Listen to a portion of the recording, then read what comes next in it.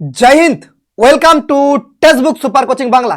এই মুহূর্তের সবথেকে বড় গুরুত্বপূর্ণ আপডেট, দাদা ডাব্লিউবি লেডি কনস্টেবল রেজাল্ট কবে দিবে? এই ভিডিওটা দেখার পর যে কোনো মুহূর্তে তোমাদের রেজাল্ট প্রকাশিত হতে পারে। ইভেন কি এই ভিডিও চলতে চলতে তোমাদের রেজাল্ট প্রকাশিত হতে পারে।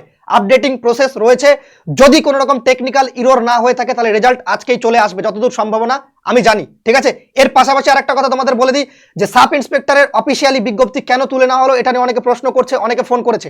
দেখো অফিসিয়াল ওয়েবসাইটে যাওয়ার পর এখানে যদি আমরা রিফ্রেশ করি কোনো ভ্যাকেন্সির সাব ইন্সপেক্টর নেই। হোম সেকশনে ক্লিক করলো, এখানে দেখো সাব ইন্সপেক্টরের কোনো ভ্যাকেন্সি কিন্তু কোনো বালাই নেই। কালকে ছিল আজকে নেই, কারণটা কি? Technical glitch. ঠিক আছে, এখানে দেখো সাব ইন্সপেক্টর দুটো নোটিশ, একটা কনস্টেবল আর একটা কলকাতা পুলিশ কনস্টেবল। এটার জন্য ঘাবড়ানো বা ভয় ভীতি হওয়ার কোনো কারণ নেই। ঠিক আছে, নোটিফিকেশন চলে আসবে কিছুক্ষণ পর আবারও।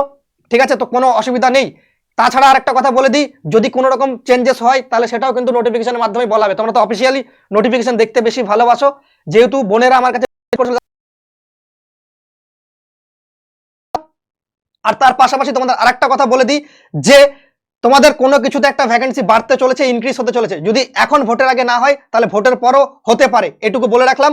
তো ওয়েট করো, যতদূর সম্ভাবনা রয়েছে যে ভোটের আগেই তোমাদের ভ্যাকেন্সি ইনক্রিজ হওয়ার সম্ভাবনা রয়েছে। ঠিক আছে, তোমরা তো অফিসিয়ালি নোটিশে বেশি বিশ্বাসী, তো অফিসিয়ালি ভাবে ওয়েবসাইটটা ফলো রাখো, অফিসিয়ালি ভাবে যেটা প্রকাশিত হবে দেন সেটাই। আমি তোমাদের শুধু জাস্ট ইশারা ইঙ্গিত করে দিলাম।